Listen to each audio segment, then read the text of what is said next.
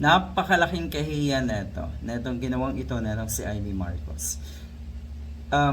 Nakikita mo yung pagiging desperado na itong mga ito. Yung gawain nila, ipinapasa sa iba.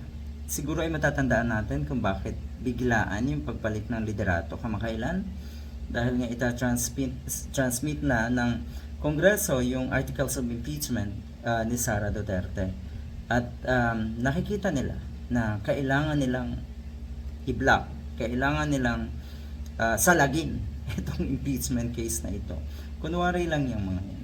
Kayo ang may mga itinatagong kawalang hiyaan. Kayo ang may mga rason na tila ba kasakiman. Kaya kayo namumuliti ka ng ganyan. Pamumuliti ka yung ginawa niyong pagpalit ng liderato. Tapos ngayon, ano nangyayari? Babalik ta rin nyo ang sitwasyon. Ibabato nyo sa minority bloc na kunungan naman ay sila ang nagpaplano ng CONAS at CHACHA or Charter Chains. Kaya eto, at nagbulalas etong si Amy Marcos, umimbento ng kung ano-anong kasinungalingan, kahiya-hiya ka.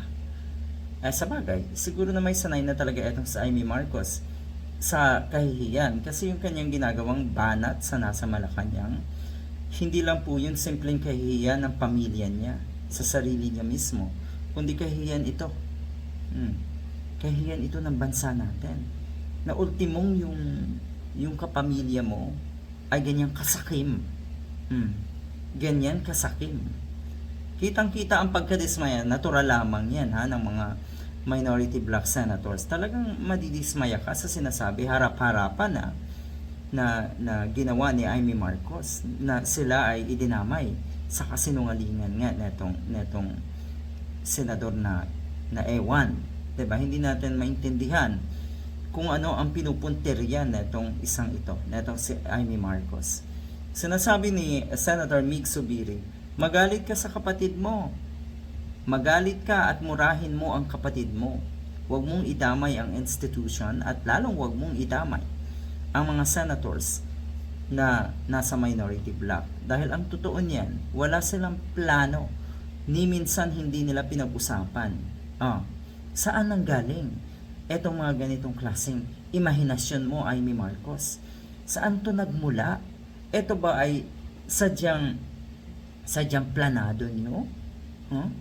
Planado nyo na para manatili kayo dyan sa minority, sa majority?